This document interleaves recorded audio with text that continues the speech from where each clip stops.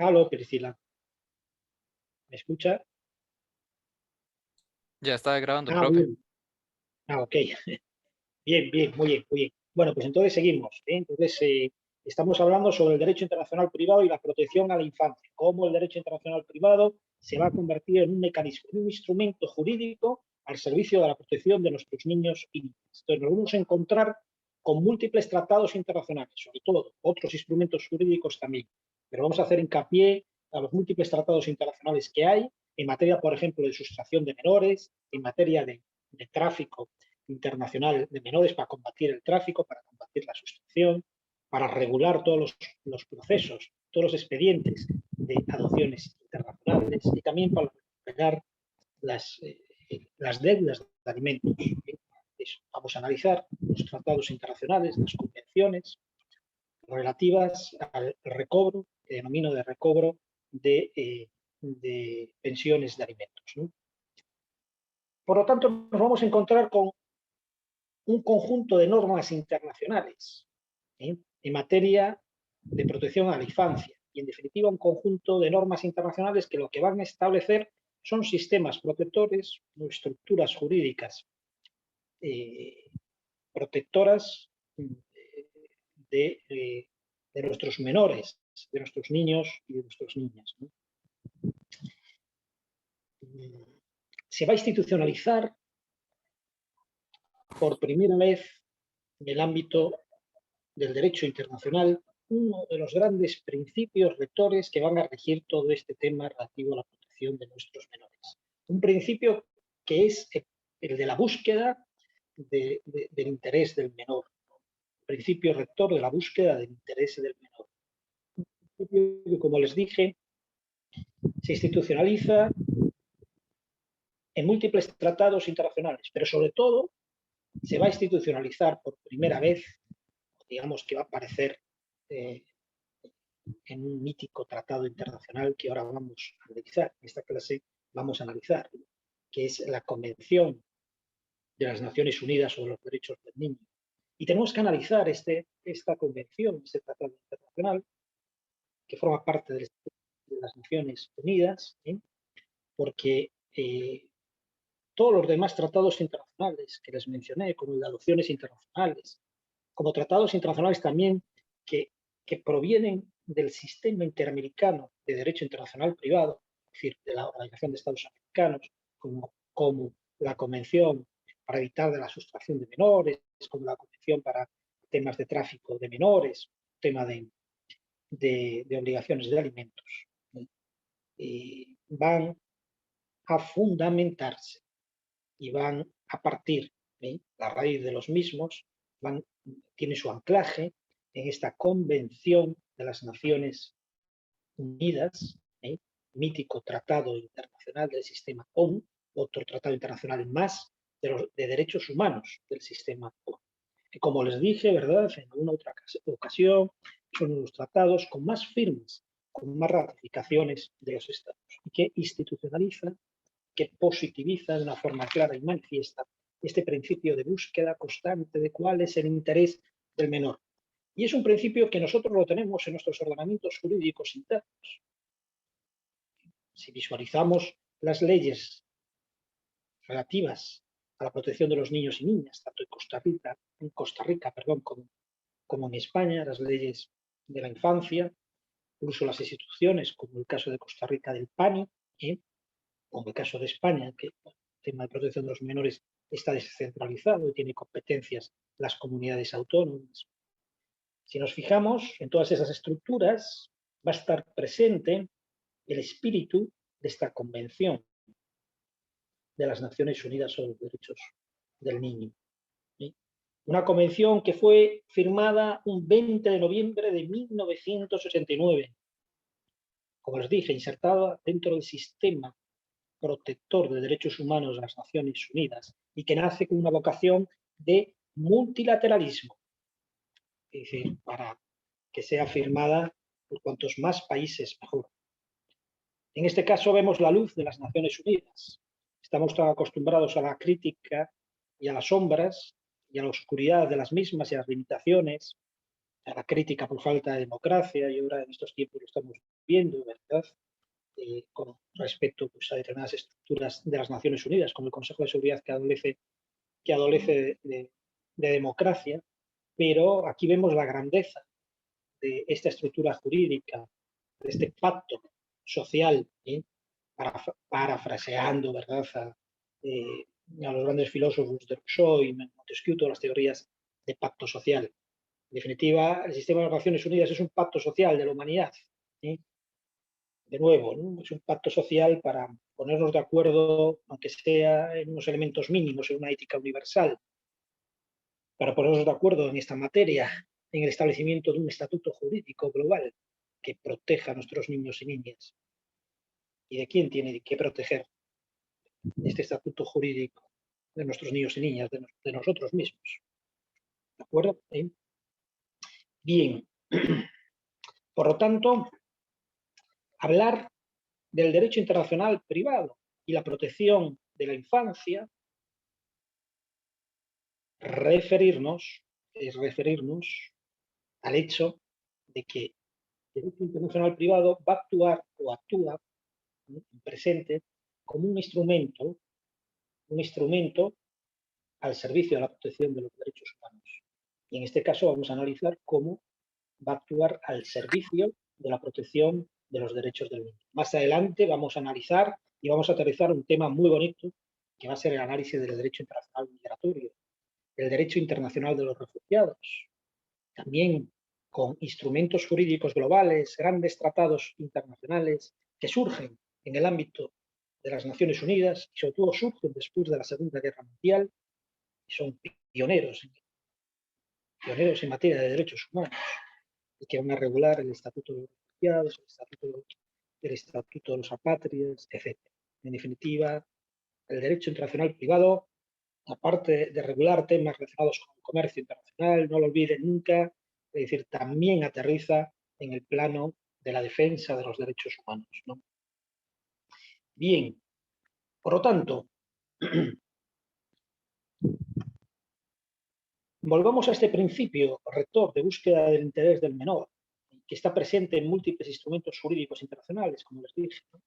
Pero digamos que por primera vez de una forma clara y manifiesta es institucionalizado, es posibilizado por esta Convención de las Naciones Unidas sobre los Derechos del Niño, por este tratado internacional que se inserta dentro del sistema de las Naciones Unidas. Y como les dije, vamos a analizarlo porque en clases sucesivas, cuando analicemos el sistema de adopciones internacionales o cuando analicemos el tema de sustracción, el tema de tráfico, todos esos tratados internacionales se van a referir a esta estructura jurídica contenida, conjunto de normas contenida en este Tratado Internacional de las Naciones Unidas de los Derechos Humanos. Por lo tanto, el primer acercamiento, lo que podemos decir es que este Tratado Internacional de las Naciones Unidas lo que va a establecer es un marco jurídico global, un estatuto jurídico global protector de la infancia. Y en segundo lugar va a establecer una delimitación de lo que se entiende por niño, niño, niña, ¿no?, genérico. ¿Y qué entiende por niño este tratado internacional? Pues parte del concepto de persona, es decir, evidentemente, parte del concepto también de que niño es una persona que se encuentra en una situación de especial vulnerabilidad. Y esto hay que mencionarlo claramente. Si las Naciones Unidas entra a regular este estatuto jurídico de protección internacional de la infancia, es porque lo que va a proteger es un colectivo social, personas que pueden verse abocadas, como se ven abocadas en múltiples ocasiones, a unas situaciones de vulnerabilidad social.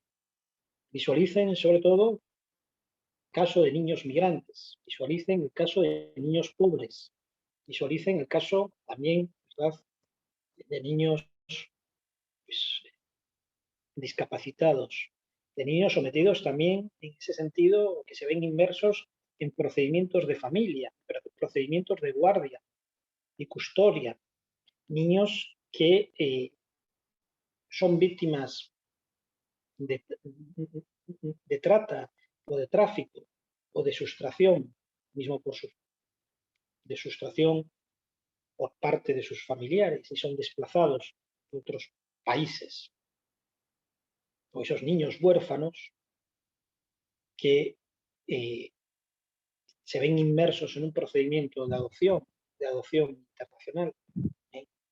Por lo tanto, el porqué, el espíritu de este tratado internacional, por qué Naciones Unidas se mete a regular este tema, es porque nos encontramos con un colectivo social, con un grupo de personas ante todo, con titulares, por lo tanto, de una dignidad humana, que los hacen únicos e irrepetibles, necesita pues, establecer unos mecanismos de protección reforzada en un plano internacional. ¿Sí? Se necesita reforzar los derechos humanos de nuestros niños y nuestras niñas, ¿no? Y sobre todo de estos niños y niñas que están sometidos, ¿verdad?, a situaciones muy complicadas, muy complicadas. Bien, por lo tanto, las Naciones Unidas, a través de este tratado internacional, siguen un mandato. Este tratado internacional surge en cumplimiento de un mandato. ¿Eh? ¿Y dónde se encuentra radicado este mandato? Pues este mandato se encuentra radicado en la Carta de las Naciones Unidas, sobre todo, ¿no? Y sobre todo también se encuentra vinculado con la Declaración de la ONU de los Derechos Humanos, que proclama o enuncia que la infancia tiene derecho a cuidados y asistencias especiales. En definitiva, que los niños, nuestros niños, tienen el derecho a recibir unos cuidados, una asistencia especial y necesaria, con el fin de que puedan asumir plenamente sus responsabilidades dentro de la comunidad y con el fin también fundamental de que nuestros niños y niñas puedan desarrollar su vida de una forma plena y armónica.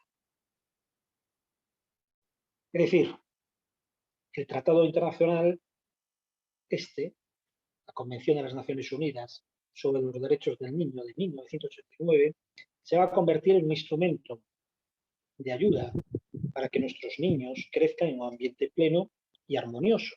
¿Sí? Pleno y armonioso.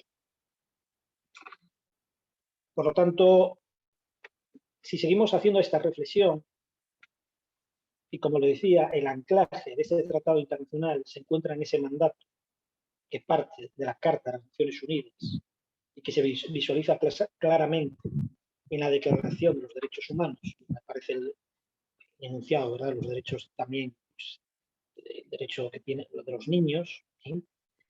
Y se destaca también en este tratado internacional una particularidad, y se destaca como un mandato a los estados partes que tienen que cumplir, y ahora hablaremos sobre esto.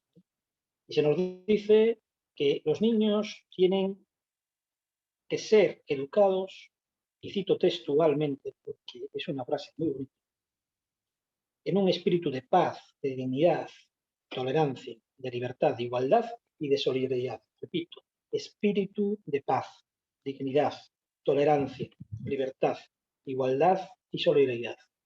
Por lo tanto, se trata de nuevo de un mandato a todos los estados partes, que no se puede quedar en palabras lindas o palabras bonitas, sino que se tiene que implementar. Y se implementa, ¿verdad?, a través del establecimiento por parte, con normas internas en los estados de estos conceptos.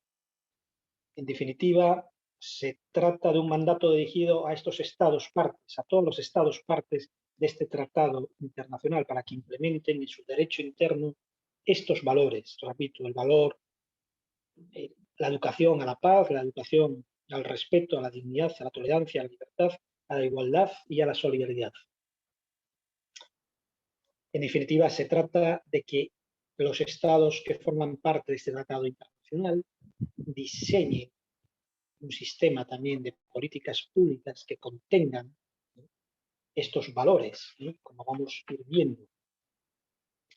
Este tratado internacional, como les dije, lo que va a establecer por primera vez, digamos, de una forma fehaciente, expresa, clara, positivizada, es un régimen especial protector, un estatuto jurídico, a mí me gusta denominar un estatuto jurídico internacional para nuestros niños y niñas, ¿no? Al igual que nos vamos a encontrar con otros tratados internacionales en materia de derecho internacional privado que van a establecer estatutos jurídicos protectores para los refugiados, estatutos protectores para aquellas personas que no tienen nacionalidad. Y el tener una nacionalidad es incuestionable porque es un derecho humano. Y ahí surge este Tratado Internacional sobre los Apátridas.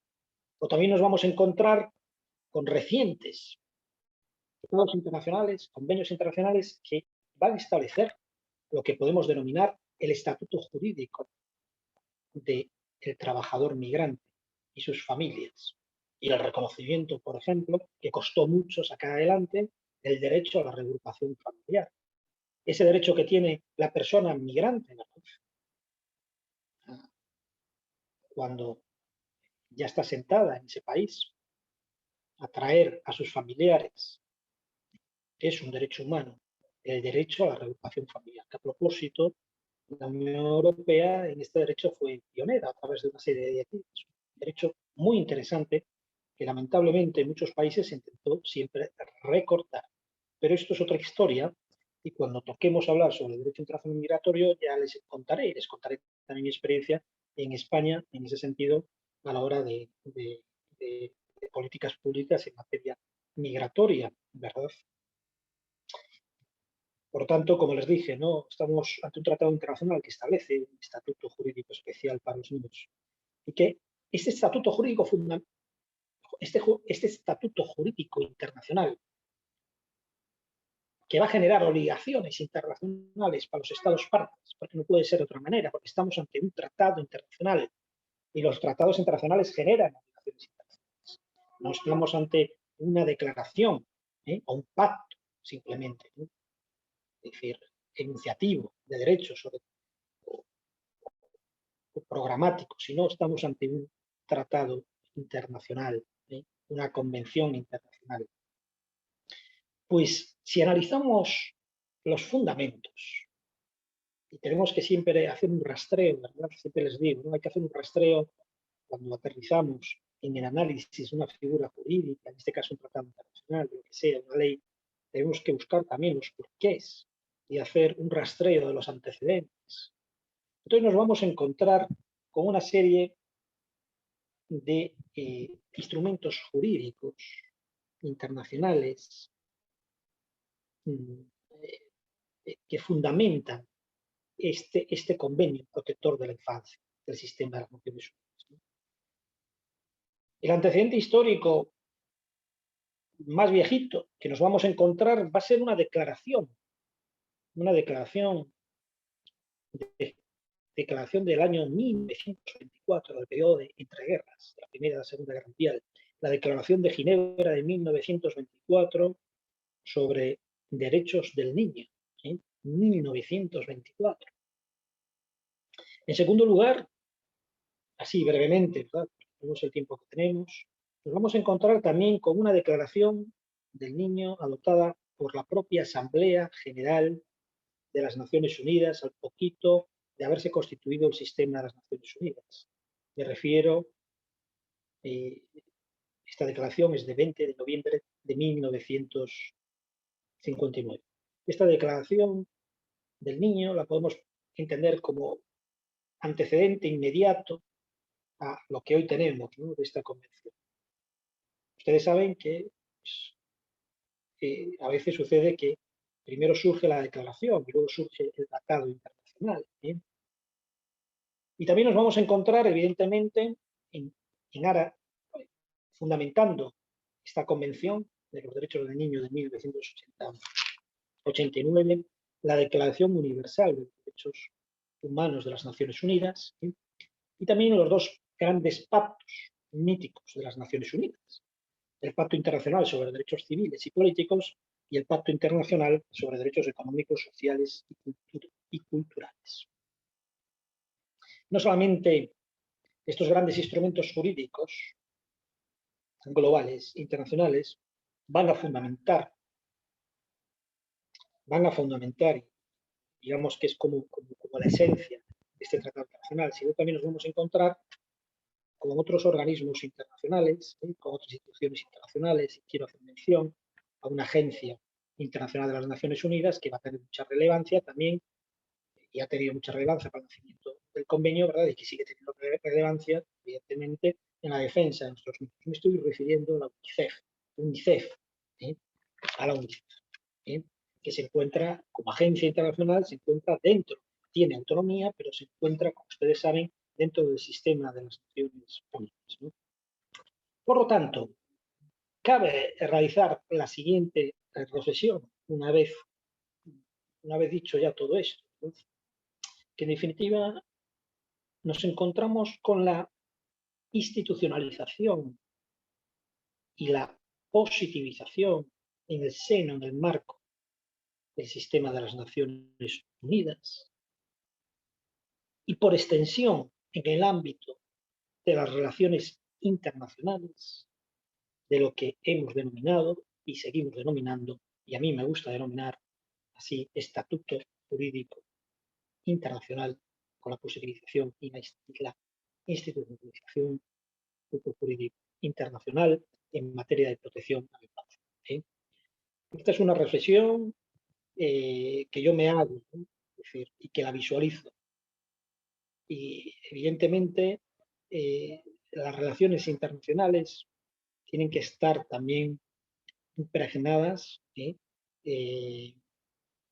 este espíritu que se positiviza y que se establece con un marco referencial protector de nuestra infancia, ¿verdad? En todo lo referente a esas relaciones internacionales que afecten a nuestros niños y niñas. En definitiva, utilizando un poco un argot marinero, es nuestra hoja de ruta, ¿no?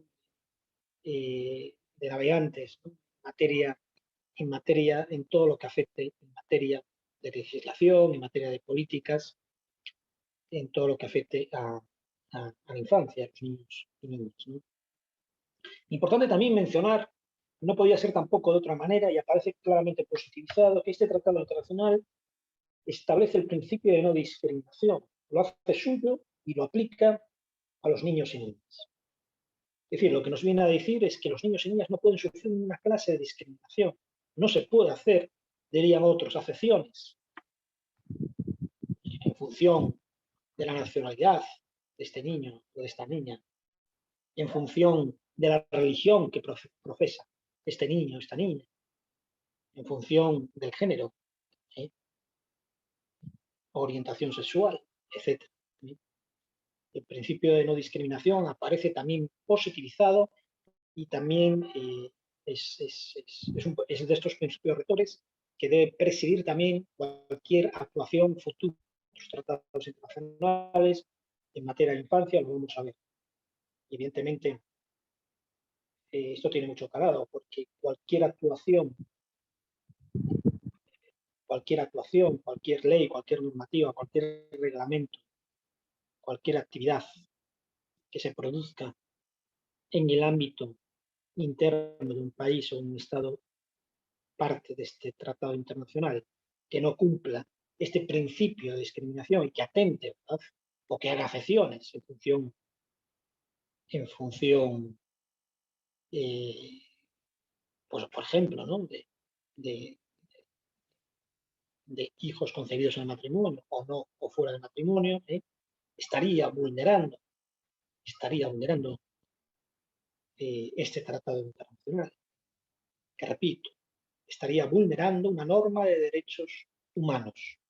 Y como ustedes bien saben, si bajamos al campo concreto, a la arena de Costa Rica, nos vamos a encontrar como Costa Rica, en el principio de jerarquía, rompe esa estructura de kelsiana, de la famosa pirámide, donde arriba de todo, arribita de todo, de la pirámide, está la Constitución, las cartas magnas, que se denominan, ¿verdad? Constitución política, y luego ya comienza el descenso en tu jerárquica. Se rompe esa estructura kelsiana y por encima de la Constitución, y así, ¿verdad? Lo ha dicho clarito la jurisprudencia costarricense, y evidentemente, si visualizamos el acervo jurídico que procede del sistema interamericano de derechos humanos, son los derechos humanos que están por encima de la Constitución de Costa Rica.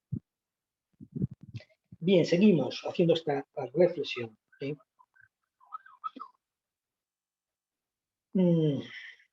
Por lo tanto, se protege a todo niño sin que se pueda dar una discriminación. ¿Sí? Y cito literalmente un pequeño párrafo, como saben, no soy muy de citar literalmente, pero de vez en cuando hay que citar. ¿No? Y hay que citar cosas hermosas que vienen en los tratados internacionales y bonitas y lindas, no muchas, pero que también visualizan todo lo que estamos hablando. ¿No? Y dice así este tratado internacional: reconociendo que en todos los países del mundo hay niños que viven en condiciones excepcionalmente difíciles y esos niños necesitan especial consideración. Especial consideración.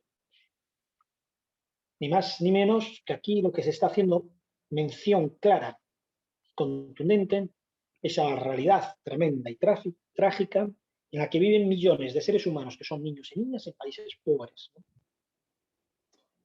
Y claro, y esto, si lo decimos desde tierras españolas o europeas, queda un poco lejos.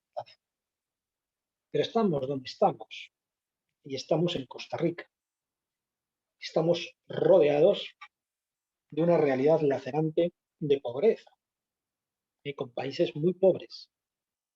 Es decir, si simplemente por estadística nos encontramos en esta región centroamericana, y si extendemos un poquito, zona del Caribe, nos encontramos con dos países que están en el ranking de los más pobres de Latinoamérica y también del mundo, como es Haití, ¿verdad? El país más pobre de Latinoamérica, y el segundo es Honduras, en plena Centroamérica. Pero está ahí de seguidito, está Guatemala también, y otros. Bueno, pues entonces se hace una mención expresa a los niños que residen en países en vía de desarrollo.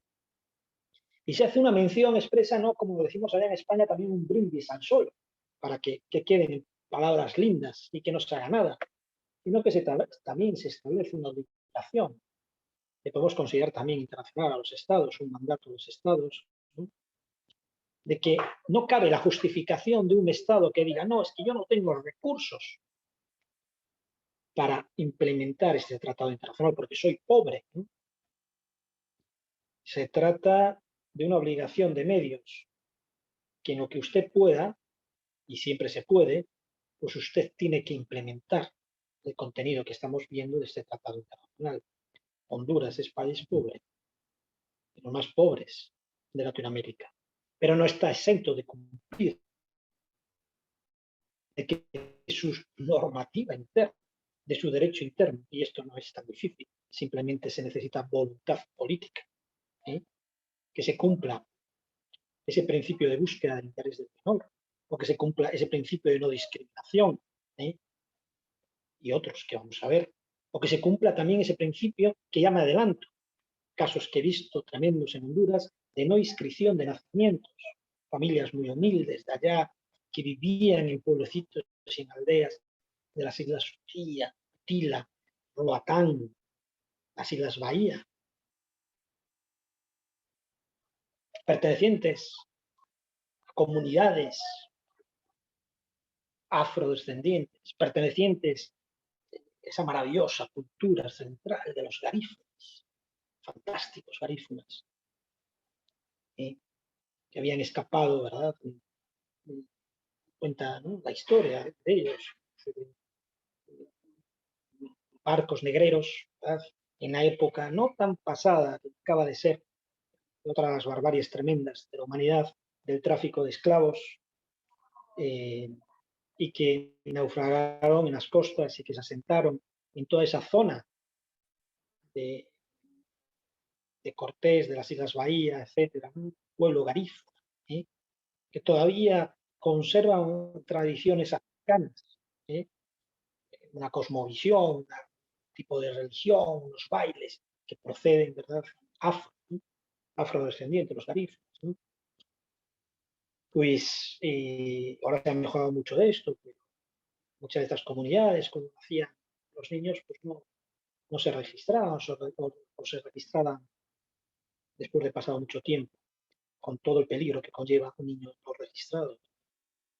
Me refiero a inscrito en el registro civil, ¿no? Bien, entonces, por lo tanto, esta consideración a los países pobres, lo que, en definitiva, lo que dicen, miren, ustedes tienen que implementar a medida de sus posibilidades, ¿no? Es una obligación de medios, ¿no? ¿Sí? Pero también es un mandato a decir a la cooperación internacional y sobre todo a la cooperación al desarrollo. Es decir, para eso están los mecanismos de nuevo presente de la acción de cooperación internacional. Un mandato para que los países miembros, todos los países, los Estados miembros, y en este caso están también aquí, evidentemente, los países más ricos, ¿no?, de que articulen políticas públicas en materia de cooperación al desarrollo y que contengan fondos, programas y acciones en materia de protección a la infancia. Y esto es muy importante, ¿eh? Esto es muy importante. Por eso, los proyectos de cooperación al desarrollo, pues siempre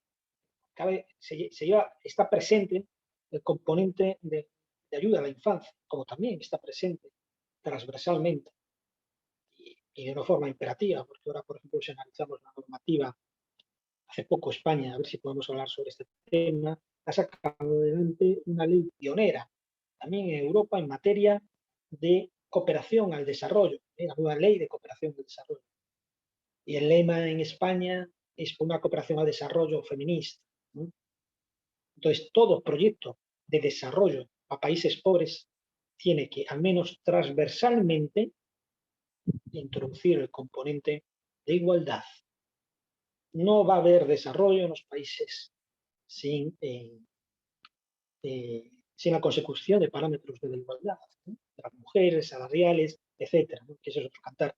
Pero también va relacionado con el tema que estamos mencionando ahora, porque esa educación en la igualdad, desde la cuna a la sepultura, es fundamental para evitar también lo que luego lo que luego nos podemos encontrar con esas estructuras machistas o patriarcales, etcétera, ¿no?, que impiden, ¿no?, y que hacen selección, como no hace tampoco, ¿no?, de que selección de que, pues, sobre todo en sectores muy humildes, de que la niña pues se tiene que quedar a cargo del cuidado de sus hermanitos, de la casa, y que no va a estudiar.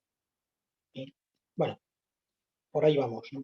Entonces, la pregunta didáctica también que nos vamos a formular ahora, ¿qué entiende por niño este tratado internacional? Nos habíamos adelantado un poquito. Yo les había dicho que parte del concepto de que el niño es todo ser humano, efectivamente, y parte de un concepto también filosófico, un anclaje de nuevo, ¿no?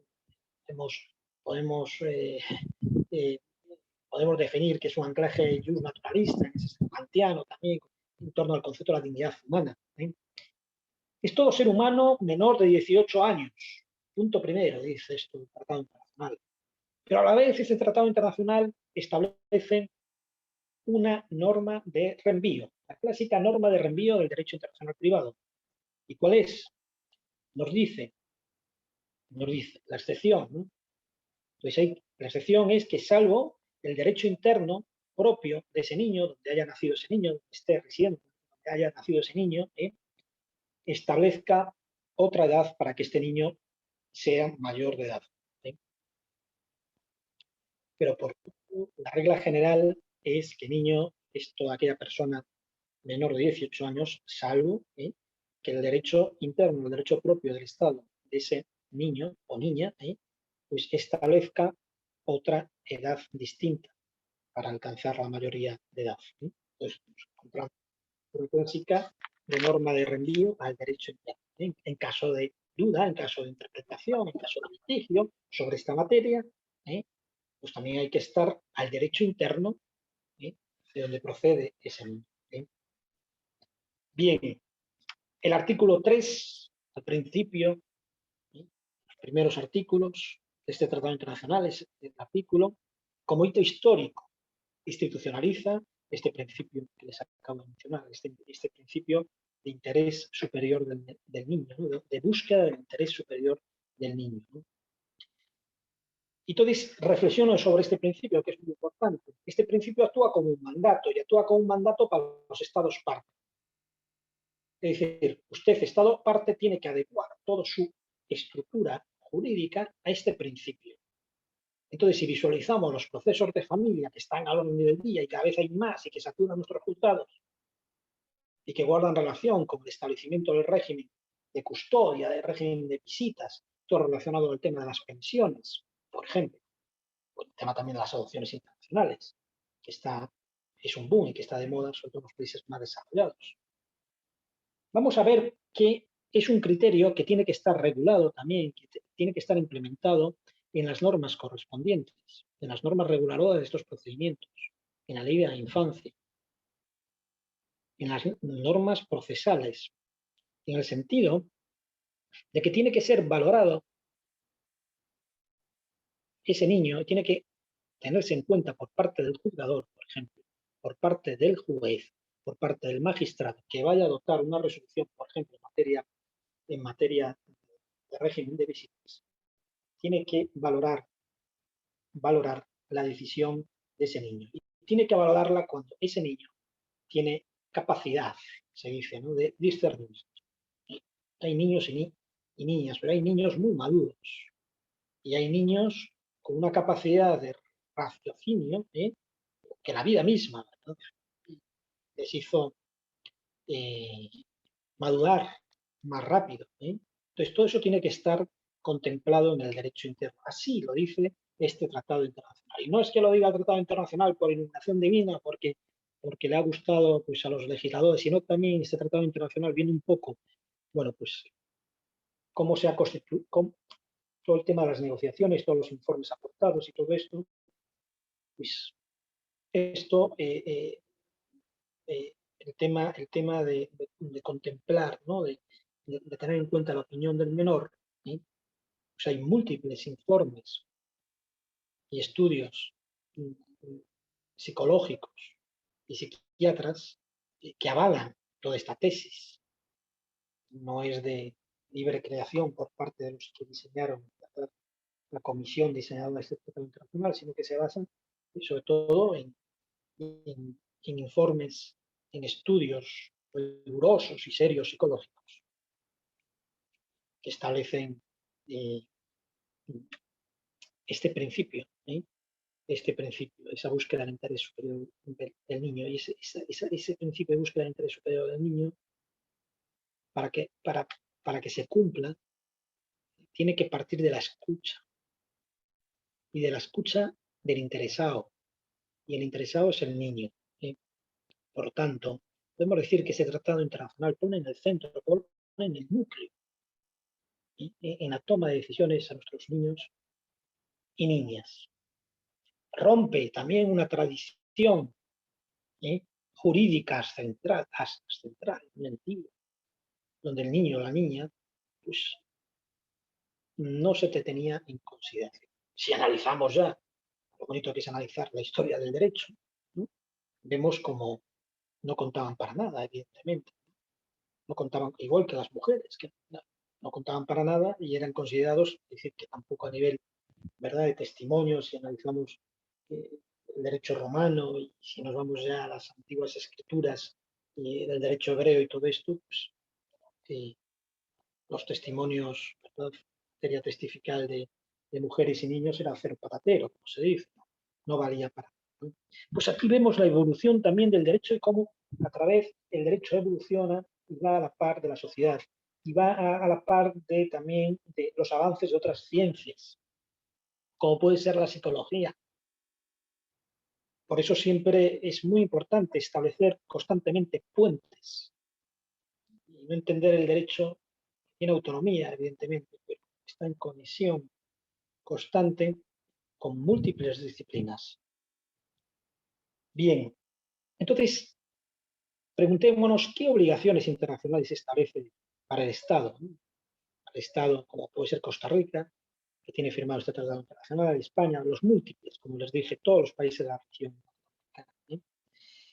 Establece un mandato claro para todas las instituciones, y esto es importante recalcar, todas las instituciones del Estado, tanto públicas, que es evidente, pero a veces aparece un poco esto confuso y desapercibido, y también para las privadas. Este tratado internacional también es un mandato para las empresas, para las asociaciones, para las ONGs, tanto públicas o privadas, que tienen que ser respetuosos con todo lo contemplado en este tratado internacional, públicas y privadas. Establece también un mandato, y esto es muy importante, ya lo mencioné, pero ahora de nuevo lo menciono, un mandato a todo Estado parte, de que tiene que implementar en sus estructuras internas, en su derecho interno, lo que denomina el Tratado Internacional, literalmente cito, entre comillas, un sistema de bienestar social para la infancia. Y fijaos, esto son palabras muy lindas y palabras mayores y muy necesarias. En el fondo, lo que está haciendo este tratado internacional es una apuesta clara, valiente y decidida por el establecimiento de unas garantías sociales, como le llaman ustedes en Costa Rica, o como le llamamos nosotros más allá, un estado de bienestar social, ¿eh? En concreto, para nuestros niños y niñas. Es la apuesta definitiva por unas garantías sociales, por un estado de bienestar social, que se debe concretar a través del diseño de buenas políticas públicas que positivicen, que generen normas de diferente nivel jerárquico, ¿verdad? Que protejan, que implemente este estatuto jurídico internacional contemplado en este tratado internacional. En definitiva, es la apuesta decidida por el sistema de las Naciones Unidas, por ese sistema que es un pacto social de no agresión entre nosotros, para salvar vidas, en este caso para salvar vidas de nuestros niños y niñas. Y es una apuesta decidida diciendo, creemos que el modelo de garantía social, creemos que el modelo de bienestar social es el que salva vidas, el que puede sacar a nuestros niños y niñas, sobre todo a nuestros niños y niñas que se encuentran en situación de vulnerabilidad social, de esa situación de vulnerabilidad social. Y sigue más. Entonces, dice, ya ven, es un tratado internacional muy bonito, y dice, y establece una obligación internacional que también tiene que ser contemplada por todos los estados. Y esa obligación internacional dice, bueno, entonces, ¿quiénes son los que deben proteger a nuestros niños y niñas? Y evidentemente, como es lógico, los primeros que tienen que proteger a nuestros niños y niñas son los papás respectivos. Primera obligación, tiene que estar también implementada de una forma clara y notaria en el derecho interno. Pero a continuación lo que nos dicen, y ahí se aplica, salvando las distancias y estableciendo una extrapolación, ¿no? Pues a mí me gusta visualizar el principio de su subsidiariedad. Dice, si fallan los padres, lamentablemente, muchos de ellos fallan, pues tiene que ser el Estado. Y aquí entra el concepto de papá o mamá Estado, y no lo tenemos que entender de una forma despectiva. Lo que pasa que tantos años también de filosofía del Dios mercado nos ha hecho ver también de una forma peyorativa el concepto protector del Estado, y no tiene que ser así. Evidentemente, siempre ahí está la primacía, ¿verdad?, de que hay unos obligados por la propia naturaleza, ¿no? Y si tú has traído un hijo al mundo, pues te tienes que corresponsabilizar.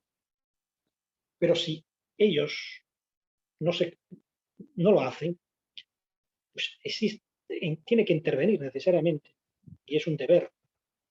Y en este caso es una obligación internacional, es un deber jurídico. Y ya no entro en una cuestión que evidentemente de ética, ¿no?, que lo es.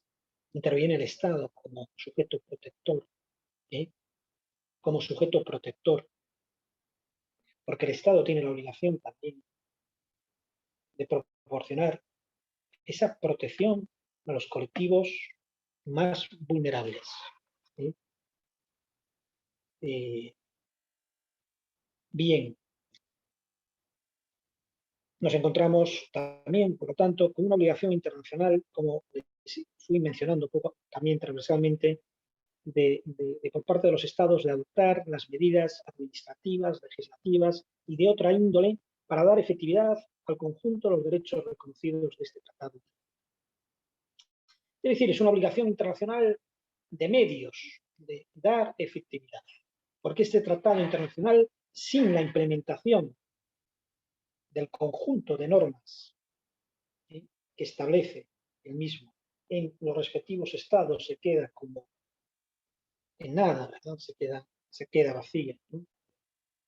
Qué importante es la implementación. Qué importante es lo que viene diciendo las Naciones Unidas. Un tema muy bonito y muy apasionante, ¿no? También para investigar. El denominado enfoque de los derechos humanos, vinculado a la implementación de todos estos tratados internacionales del sistema de las Naciones Unidas, o no del sistema de Naciones Unidas, del sistema interamericano. El enfoque de los derechos humanos a la hora de implementar esa búsqueda constante de al menos el establecimiento del denominador común. ¿Sí? Bien. Otros derechos importantísimos que enuncia el Tratado Internacional, y paso así a citarlos brevemente, es, que ya les había mencionado, ese es el derecho de los niños a tener una nacionalidad. Evidentemente, todo ser humano tiene que tener una nacionalidad. Tener una nacionalidad es un derecho humano. Y si visualizamos, y si ustedes entran y buscan el número de personas sin nacionalidad, casi se van a dar un susto, ¿no? Los denominados apátridas, ¿no? ¿De acuerdo? Por eso también vamos a analizar un tratado internacional cuando toque, hablemos de derecho internacional migratorio, que hable sobre este tema.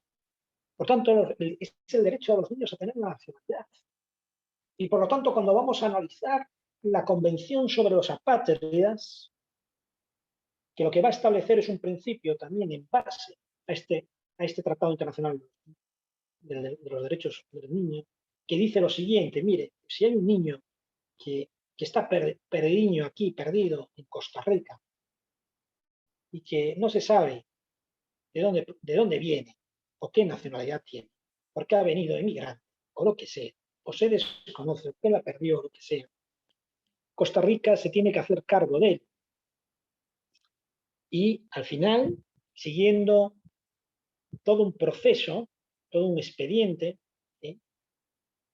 le va a otorgar la nacionalidad costarricense. Y esto es así porque Costa Rica tiene firmado una convención internacional del sistema ONU, que es la Convención Internacional que regula el tema de los apátridas. ¿De acuerdo? Y esa Convención Internacional de los Apátridas se asienta en este tratado internacional, también en la Declaración de los Derechos Humanos, pero sobre todo cuando habla de los niños, se asienta en este tratado internacional. El derecho de todo niño a tener una nacionalidad, el derecho que tiene todo niño a ser inscrito nada más nacer, y el derecho, en la medida de lo posible, como nos dice este tratado internacional, a conocer a sus padres y a ser cuidados por este. Es la obligación, es la institucionalización de la obligación de cuidados, ¿sí? La institucionalización del derecho, por tanto exigible, que tienen los niños y niñas a exigir, a exigir a que sean protegidos. Y de nuevo, si no son protegidos por el Estado, por los papás, pues por el Estado. Y no tiene por qué ser protegido por el Estado de donde procede ese niño. Si visualizamos un niño migrante, ¿sí? Si reside en otro Estado, ese Estado tiene que proteger a ese ser humano. El incumplimiento de protección de ese ser humano sería un incumplimiento flagrante de múltiples derechos humanos y de múltiples tratados internacionales. También se enuncia el derecho que tiene todo niño de preservar su identidad, ¿sí? De preservar su identidad.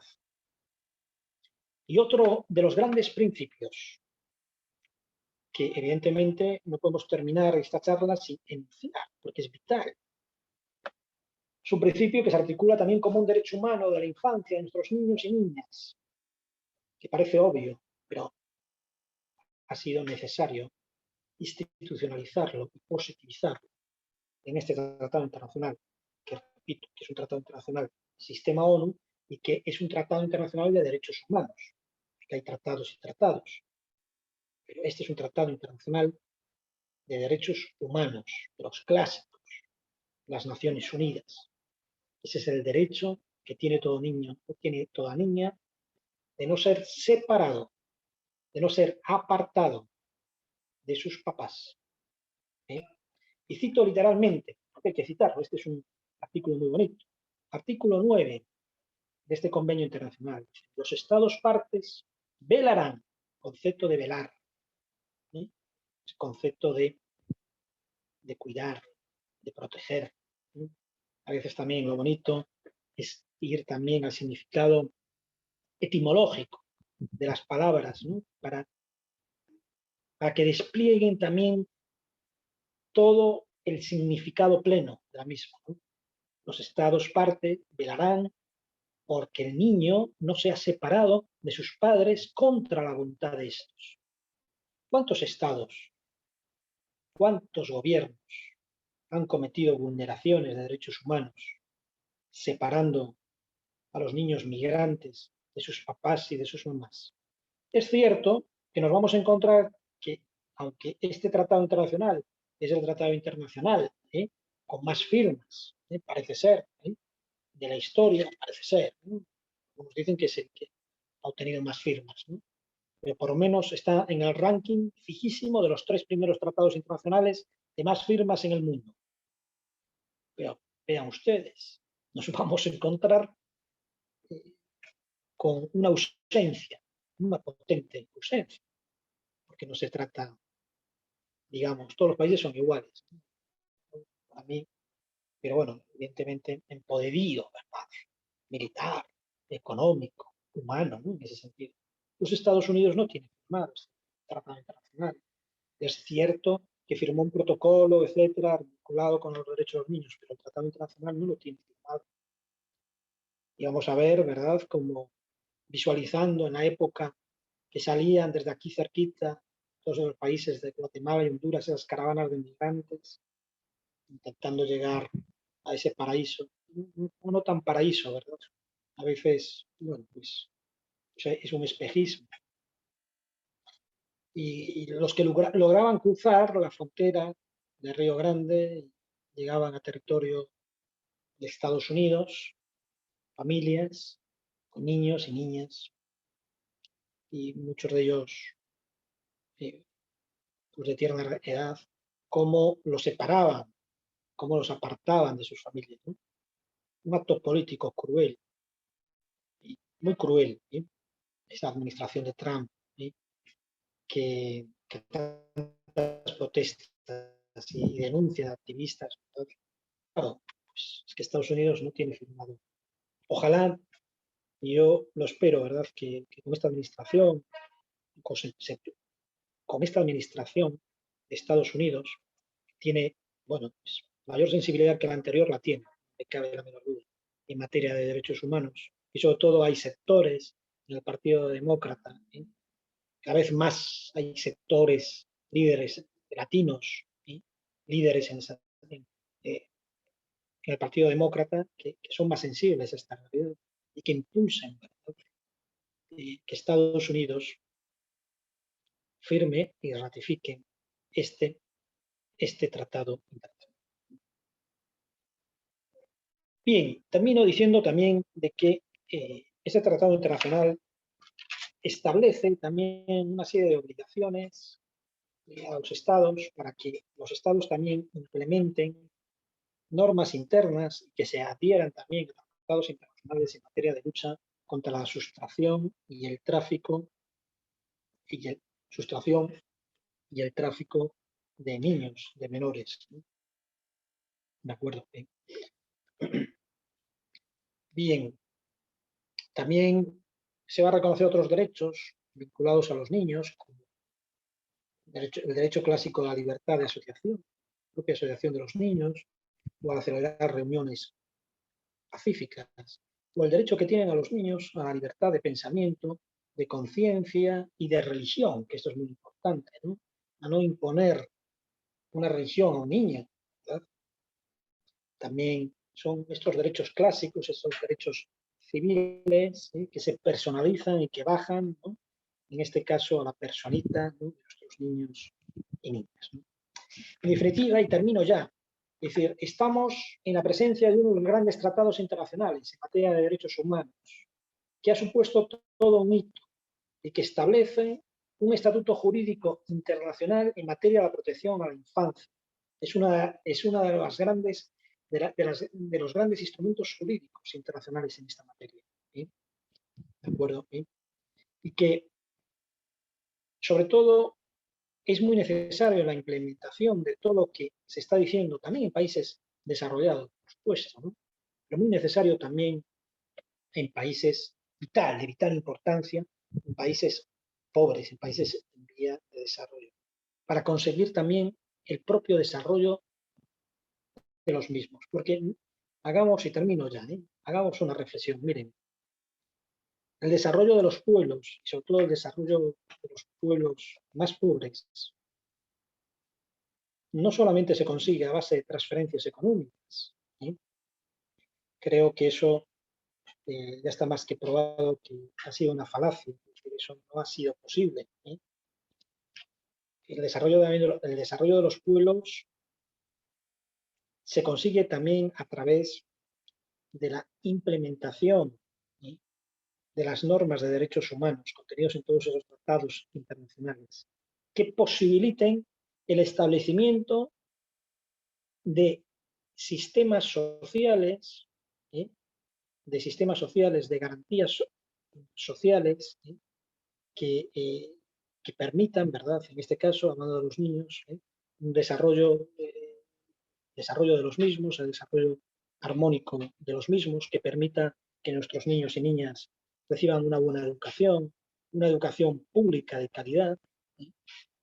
Si no pueden pagarse, evidentemente, una educación privada, que la educación pública de calidad esté al menos a la misma altura o similar altura que la educación privada, y que puedan también ser asistidos, ¿sí?, en caso de que enfermen, por unos hospitales públicos de calidad, por unos sistemas de atención primaria de calidad, etcétera, ¿no? Esto desarrolla los pueblos. La implementación del contenido de los derechos humanos que vamos a explicar también en estas clases, pues son un motor, son una acción de cooperación internacional para el desarrollo claramente. Bueno, queridos alumnos, terminamos. Si alguien quiere tener una reunión, pues encantado, ¿sí? Saludos. Muchas gracias, profe. Gracias, profe.